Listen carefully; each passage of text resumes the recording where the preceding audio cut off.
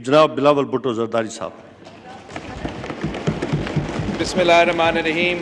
जनाब स्पीकर, आप इस वक्त ना सिर्फ तौहीन अदालत कर रहे हो मगर आइन शिकनी भी बेखुद मुलविस हो रहे हो। अदालत ने 5 रुकनी बेंच ने ऑर्डर सुनाया और आज हमने इसी ऑर्डर ऑफ द डे के अलावा किसी एजेंडा आइटम को आप नहीं उठा सकते थे, मगर ना सिर्फ आपने ये किया मगर आपसे पहले स्पीकर साहब से किया। 3 अप्रैल पे इनके वजीर ने सिर्फ वजीर आजम पाकिस्तान, सदर पाकिस्तान और डेप्यूटी स्पीकर में को आइन शिकनी में फंसा दिया था। आज का ये कोशिश की वजह से ना सिर्फ वो लोग मगर स्पीकर नेशनल असेंबली और आप खुद इन जराइम में आप मुलव्विस हो। मैं आपसे मैं मुकम्मल करूंगा। बिलावल भुट्टो साहब, आपसे मुतालबा करता हूं, कोर्ट का एहतराम हम पे लाजिम है, लेकिन कोर्ट पार्लियामेंट के डोमेन में इंटरवीन नहीं कर सकता और पार्लियामेंट कोर्ट माजी में डोमेन में इंटरवीन नहीं कर सकता। एजेंडा जो है वो बेसिकली स्पीकर का और नेशनल असेंबली का गवर्नमेंट का होता है, लेकिन हमने ट्रू स्पिरिट के साथ इसको माना है। ये फैसला किया, आपको पाबंद किया और आप तौहीन अदालत करते हुए खुद भी नाअहल होंगे। ये पाकिस्तान की तारीख में पहली बार नहीं है कि स्पीकर का रूलिंग को अदालत ने बाहर फेंका है। आपसे पहले भी एक स्पीकर साहिबा उसी कुर्सी पर बैठी थी, उसने एक फैसला सुनाया और आज खुद नोटिस लेते हुए उस फैसला को साइड कर दिया। एक बार फिर यह हिदायत आया है, यह हुक्म आया है, अदालत ने यह फैसला सुना दिया है कि आपने आज 3 अप्रैल का कार्रवाई मुकम्मल करना है, वोटिंग करना है। आपका कप्तान भाग रहा है, भागते भागते तौहीन अदालत कर रहा है, भागते भागते आइन शिकनी कर रहे हैं। अगर आप इस जराइम में खुद मुलविस होना चाहते हो तो आपकी मर्जी, मगर मैंने बहुत ही पहले वार्न किया था वजीर आजम साहब को कि ये जो साहब मुझसे पहले तकरीर कर रहा था उससे बच के रहे, वरना वो उसको फंसाएगा और उसी ने इसको फंसाया है। जनाब स्पीकर, अदालत के ऑर्डर पे अमल करो और वोटिंग करो। अगर आप आज का एजेंडा पर नहीं आते हो तो आपको आज से मालूम होना चाहिए पूरा ऑपोजिशन भी यहां से नहीं जा रहे हैं और अदालत इधर ही है। हम अपना आईनी हकूक आपसे छीनेंगे। ये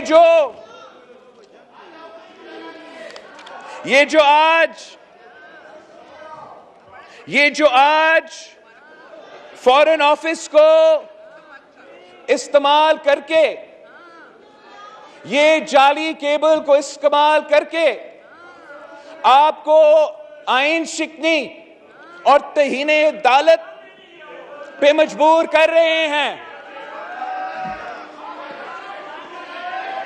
सुनने का हौसला तो नहीं रखते हैं जनाब स्पीकर।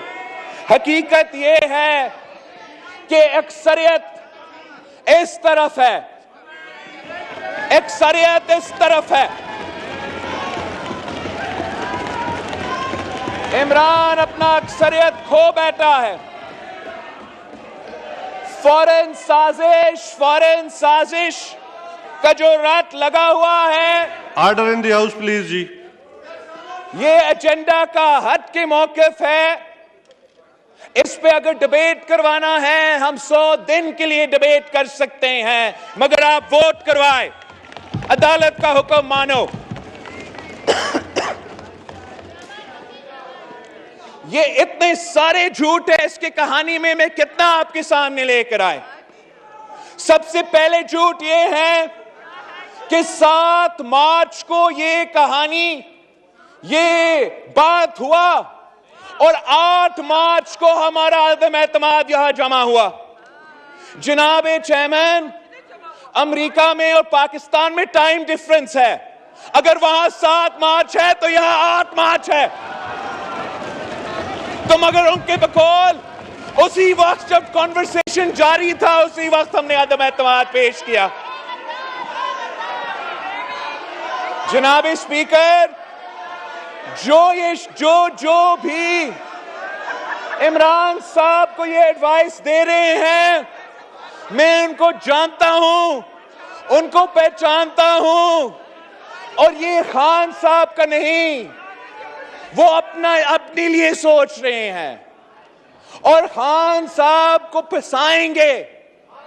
हमारा पहले से इरादा था कि जब इमरान खान वजीर आजम सिलेक्ट नहीं रहता तो हमारा और वजीर आजम इमरान खान के दरमियान कोई एतराजात नहीं होते, मगर जिस बुज़दिलाना तरीके से कप्तान इस मैदान से भागा, आज भी मौजूद नहीं है, आज भी अपना दिफा नहीं कर सकता है, अपना मौकिफ सामने नहीं रख सकते हैं। नेशनल सिक्योरिटी के फोरम जिसका जिक्र हो रहा था, हम पूछते हैं कि वजीर खारजा खुद उस मीटिंग में मौजूद नहीं था, तो क्यों नहीं था? अगर नेशनल सिक्योरिटी कमेटी के मिनट्स निकाले गए तो उसमें अदम एतमाद का जिक्र क्यों नहीं था? उस स्टेटमेंट में ना सिर्फ अदम एतमाद का जिक्र नहीं था, वो एक आम सा फैसला लिया गया कि हमने सिर्फ डिमार्च करना है। जनाब स्पीकर, अगर पाकिस्तान के खिलाफ कोई साजिश 7 मार्च या 7 मार्च से पहले हो रहा था तो उसी वक्त उनका गैरत जागना चाहिए था, उसी वक्त उनका मुहब्बे वतन होने का सबूत सामने आना था, उसी वक्त वो कहते, अपने इत्तेहादियों को कहते कि हमें ना छोड़े, एक साजिश का हिस्सा ना बने। हमें कहते हैं अदम एतमाद नहीं लेकर आए, एक साजिश का हिस्सा ना बने, मगर इनको सिर्फ इस साजिश का ख्याल आया जब वो अपना अक्सरियत खो बैठे थे। 27 मार्च को जब जमहूरी वतन पार्टी का बुख्ती साहब ने अनाउंस किया था तो उनको पता था कि उनका गेम खत्म हो चुका है। अब ये जो लड़ाई है, ये पीटीआई और पीपल्स पार्टी का लड़ाई नहीं है, ये पीडीएम और पीटीआई का लड़ाई नहीं है, ये लड़ाई जमहूरियत के चाहने वाले और गैर जमहूरी लोगों के दरमियान है। ये लड़ाई वो जिम्मेदार शख्सियत जो गैर जानिबदार रहना चाहते हैं, जो ए पॉलिटिकल रहना चाहते हैं, जो न्यूट्रल रहना चाहते हैं, उनके दरमियान है जो जानिबदार रहना चाहते हैं, जो न्यूट्रल नहीं मुदाखलत करना चाहते हैं। असल साजिश ये है कि खान साहब साफ और शफाफ इलेक्शन से डरता है। इमरान को मालूम है कि साफ और शफाफ इलेक्शंस हुए तो जैसे सारे के सारे बाय इलेक्शंस में ये सारे जमातें ने इनको शिकस्त दिलवाया था, तो साफ शफाफ इलेक्शंस में भी शिकस्त होगा। उनका ये साजिश है कि हम तो अदम एतमाद को वोट नहीं होने देंगे। स्पीकर को कुर्बानी का बकरा बनाना है तो बनाते हैं, चेयरमैन साहब को कुर्बानी का बकरा बनाना है तो बनाते हैं, मगर एक तो और दिन के लिए हम कुर्सी पे चिपक के बैठते हैं। इनका ये साजिश है कि या सिलेक्शंस का रिपीट हो, इलेक्टोरल रिफॉर्म्स के बगैर इलेक्शंस हो, या हम इतना बहरान पैदा करें, इतना तमाशा पैदा करें और आमरीत सामने आए, मिलिट्री रूल हो, डेमोक्रेसी का खात्मा हो। इसलिए जमहूरियत के मौजूदगी में साफ और शफाफ इलेक्शंस होते हुए इमरान खान का सियासत नहीं बचता। वो 100 कोशिशें करे, 100 कोशिशें करे, ये भुट्टो नहीं बन सकता। 1000 कोशिशें करे, ये सियासी शहीद नहीं बन सकता। कुछ हकायक ये है, हकायक ये है, हकायक ये है कि ये पहले भी सिलेक्टेड थे, ये पहले भी फैज़याब हुए और ये एक बार फिर सिलेक्ट होके आना चाहते हैं, ये एक बार फिर फैज़याब होके आना चाहते हैं। मगर इनको ये पता होना चाहिए कि जो भी इनको ये तजवीज़ दे रहे हैं, ये इमरान खान को इस कुर्सी पे बिठाने के लिए नहीं। जो भी ये गैर जमहूरी, गैर आईनी तजवीज़ साबिक वज़ीर आज़म को दिया जा रहा है, वो इमरान खान को फिर से ले आने के लिए नहीं है जनाब स्पीकर। वो जमहूरियत को रैप अप करने की साजिश है।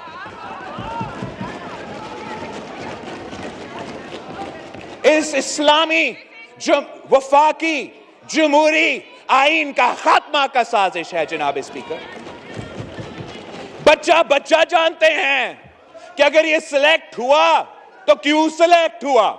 सिलेक्ट हुआ तो 18वीं तरमीम का खात्मा करने के लिए सिलेक्ट किया गया। सिलेक्ट हुआ तो सूबे के हुकूक पे डाके मारने के लिए सिलेक्ट हुआ। सिलेक्ट हुआ तो इतना बड़ा मुआशी बहरान पैदा किया गया कि आज रमजान के महीना है, लेकिन आम पाकिस्तानी अपने खानदान को ना सहरी ना इफ्तार खिला सकते हैं। मुआशी बहरान जो पैदा किया गया इतना तारीखी है कि हर पाकिस्तानी आजाब में है।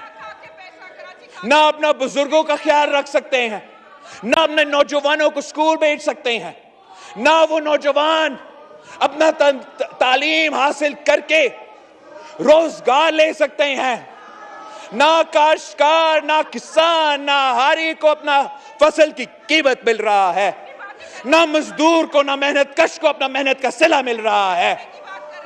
इनको ये सब कुछ मालूम है। साजिश तो ये है, साजिश इमरान का साजिश है कि अवाम का पेट पे डाका मारो, अवाम का जेब पे डाका मारो, अवाम को बेवकूफ बनाने की कोशिश करो। आमरीत आना है तो आमरीत आए, मगर कप्तान अपना जिद पे अड़ा हुआ है, अपना जात से आगे नहीं देख सकता। आप पे फर्ज है कि आप अदालत का हुक्म माने। हम ये जिद्दोजहद इसलिए नहीं लड़ रहे कि हमने सिर्फ शहबाज शरीफ साहब को वजीर आजम बनाना है। हम ये जिद्दोजहद इसलिए कर रहे हैं कि बहुत रास्ते थे इस वजीर आजम को उठा के बाहर फेंकने के लिए। अगर हम चाहते थे तो हम भी जानते थे कि कैसे खटखटाना है गेट नंबर 4 को। अगर हम चाहते थे तो इसी अदालत से इसको नाअहल करवा सकते थे। अगर हम चाहते थे तो इनकी तरह धन्ना खेल सकते थे। मगर हमारा कोशिश ये था कि ना सिर्फ हमने इसको हटाना है, मगर हटाना है तो हम सिर्फ और सिर्फ जमहूरी ऑप्शन इस्तेमाल करेंगे। और एक ही जमहूरी ऑप्शन है जनाब स्पीकर, यही तरीका है। This is the only legal, constitutional and democratic means to dismiss a government.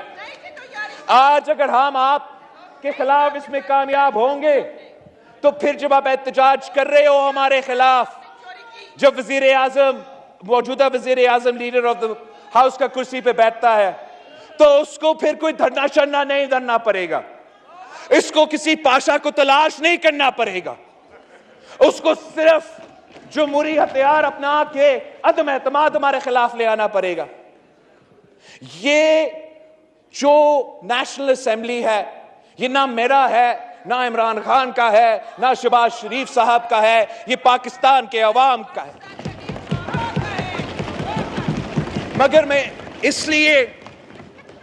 इसलिए हम इतना पैशनेटली इसका दिफा करते हैं कि मैंने अपना पहला तकरीर में भी कहा था जनाब स्पीकर कि इस बिल्डिंग का संगे बुनियाद शहीद जुल्फिकार अली भुट्टो ने रखा था। इस आईन का बुनियाद शहीद जुल्फिकार अली भुट्टो और यहां बैठने वाले जो मेंबरान हैं उनके बुजुर्गों ने रखा था। इस आईन में हमारा कारकुनों के, हमारा क़ियादत का, पाकिस्तान के शहरियों का खून पसीना है। हम किसी को इस आईन के खिलाफ जो भी साजिशें हो रही हैं, कोई साजिश कामयाब नहीं होने देंगे।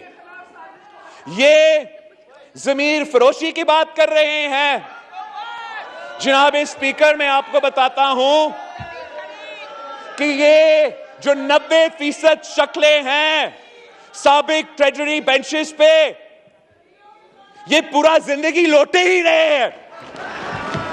अब वो हमें बताए, जब खारजा फॉरेन मिनिस्टर पहली दफा पार्टी तब्दील कर रहा था तो उसने कितना पैसा लिया पार्टी को तब्दील करने के लिए, दूसरा दफा तब्दील किया तो कितना प्राइस था, उसको जमीन बेचने का कितना कीमत था, और तीसरा दफा जब तीसरे दफा अपना जमीन बेच रहा था तो कीमत क्या था।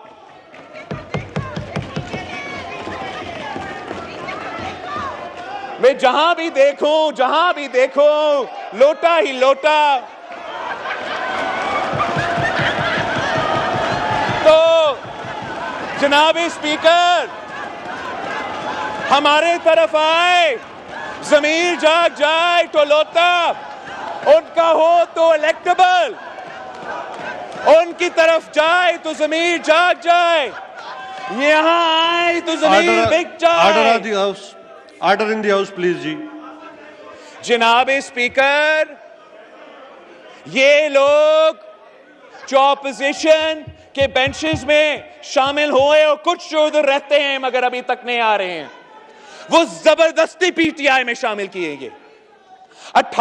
2018 के इलेक्शन से पहले बंदूक की नोक पे जबरदस्ती अपने सियासी मुफाद के खिलाफ उनसे यह फैसला करवाया गया कि पीटीआई में शामिल हो। जिस सेनेट इलेक्शन का जिक्र हो रहा है और ये कहते हैं कि पैसा चला, मैं फ्लोर ऑफ द हाउस पे क्लैरिफाई करना चाहता हूं, हम वो इलेक्शन तो जीते, चंद वोट से जीते, मगर हमारा 20 मेंबर्स लापता किया गया। हमारा 20 मेंबर्स सेनेट के इलेक्शन में भी जो यूसुफ रजा गिलानी साहब को वोट देना चाह रहे थे वो लापता हुए थे। अब मसला ये है जनाब स्पीकर, लापता करवाने वाला कोई नहीं है, रोकने वाला कोई नहीं है, और यही वजह है कि वो अपना अक्सरियत खो बैठे हैं। उसी इलेक्शन जो हम कहते हैं कि सिलेक्टेड है ना, हम कहते थे सिलेक्टेड इलेक्शन सिलेक्शन, तुम तो कहते थे कि पाकिस्तान की तारीख में सबसे साफ और शफाफ इलेक्शंस। हम कहते थे धांधली, तो पाकिस्तान की तारीख में सबसे साफ और शफाफ इलेक्शंस। तो आपके बकौल उन्हीं इलेक्शंस में पीटीआई को 30% वोट मिला, और ये जो जमातें इस तरफ इकट्ठे हुए हैं, हमें 70% वोट उस इलेक्शन में भी मिला था।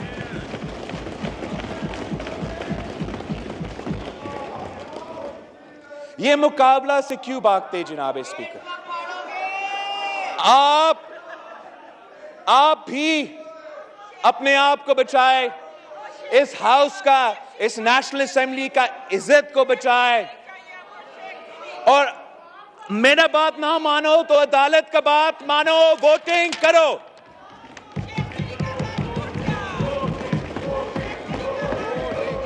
आप because today is now once again the 7th day of the no confidence motion. 3rd April was the 7th day. जहां वोटिंग आइन के तहत होना था, आप लोगों ने आइन शिकनी करते हुए वो वोटिंग नहीं होने दिया। आज अगर वोटिंग नहीं होता है तो एक बार फिर आइन शिकनी होगा, उसके साथ साथ तौहीने अदालत होगा। हमारा कोई मसला नहीं है। हम आते हुए अपना लॉन्ग मार्च करते हुए, अदम एतमाद का जिद्दोजहद करते हुए बार बार उनको कहते रहे थे कि हम अदम एतमाद लेकर आ रहे हैं। हमने जब पीडीएम का बैठक सितंबर 2020 में हुआ, तब भी हमने अपना एक्शन प्लान में अदम एतमाद का जिक्र था। क्या उस वक्त कोई फौरन साजिश हो रहा था? क्या उस वक्त यूक्रेन और रूस के दरमियान कोई झगड़ा था? फिर हमें पूरा साल उसी जद्दोजहद में रहे, सेनेट इलेक्शन के बाद भी उसी जद्दोजहद में रहे, और जनवरी ऑफ दिस ईयर, इस जनवरी पे 5 जनवरी पे लाहौर में पाकिस्तान पीपल्स पार्टी का सीसी होता है, और उस सीसी के फैसले के नतीजे में हम कहते हैं कि हम लॉन्ग मार्च कर रहे हैं, अवामी मार्च कर रहे हैं। आप हमारा पहुंचने से पहले इस्तीफा दो, हमारा पहुंचने से पहले इस हाउस को डिसॉल्व करो और हमारा मुकाबला करो, वरना हम अदम एतमाद लेकर आ रहे हैं। और हम इसलिए समझते हैं कि अदम एतमाद जरूरी है कि हमने इलेक्टोरल रिफॉर्म्स करना है। आप लोगों ने हमसे ना इनपुट लिया, ना आपने अपने एलाई से कंसेंसस बनाया। यक तरफा इलेक्शन रिफॉर्म्स, जो एक और सिलेक्शन का तैयारी था, यही फर्क है हम में और उनमें। हम चाहते हैं कि जो 2018 का सिलेक्शन हुआ, वो मुतनाज़ा इश्यूज को हम हल करें। इसलिए ये इमरान जिसने वादा किया था कि हम दो नहीं एक पाकिस्तान बनाएंगे, इसने जगह जगह दो पाकिस्तान बना दिया है जनाब स्पीकर। इस हाउस को डिवाइड किया है, हमारा अदलिया को डिवाइड किया है, हमारा एस्टैब्लिशमेंट को डिवाइड किया है, पूरा पाकिस्तान को डिवाइड किया है। और वक्त आ गया है कि हमें पाकिस्तान को जोड़ना है ताकि हम आगे बढ़ सकते हैं। पाकिस्तान को जोड़ के साफ शफाफ इलेक्शंस की तरफ जाना पड़ेगा, और जिसको भी मैंडेट मिलेगा साफ शफाफ इलेक्शंस के नतीजे में सब उसको मानेंगे। उसके दरमियान में अगर कोई रुकावट है, वो लोग हैं जो आइन शिकनी कर रहे हैं, जो तौहीने अदालत कर रहे हैं, जो एनएससी का झूठा लेटर को आपके सामने लहरा रहे हैं।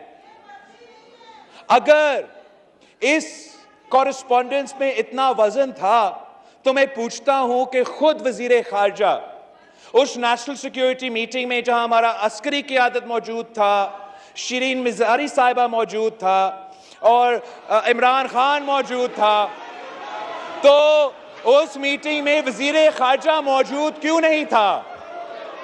आज तक जब हमारा मुतालबा रहा है कि इस केबल को अदालत में पेश करो, इस मीटिंग का मिनट्स अदालत में पेश करो, वो नहीं कर सकते हैं। आज भी भाग रहे हैं, भागने का कोई रास्ता नहीं है जनाब स्पीकर।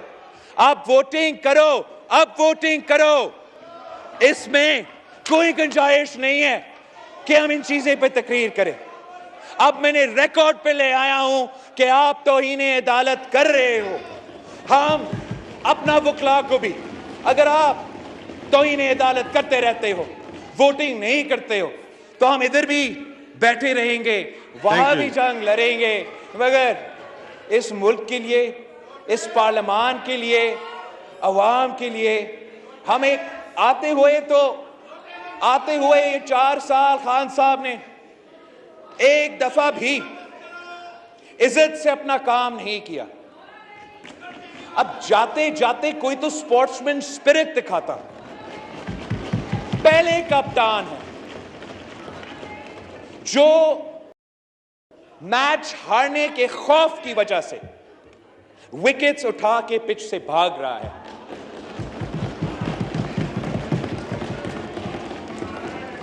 आप अगर इस जुर्म में मुलविस होना चाहते हैं, अगर स्पीकर साहब इस जुर्म में मुलविस होना चाहते हैं, तो वो आपकी मर्जी। We can't be a part of this farce, जनाब।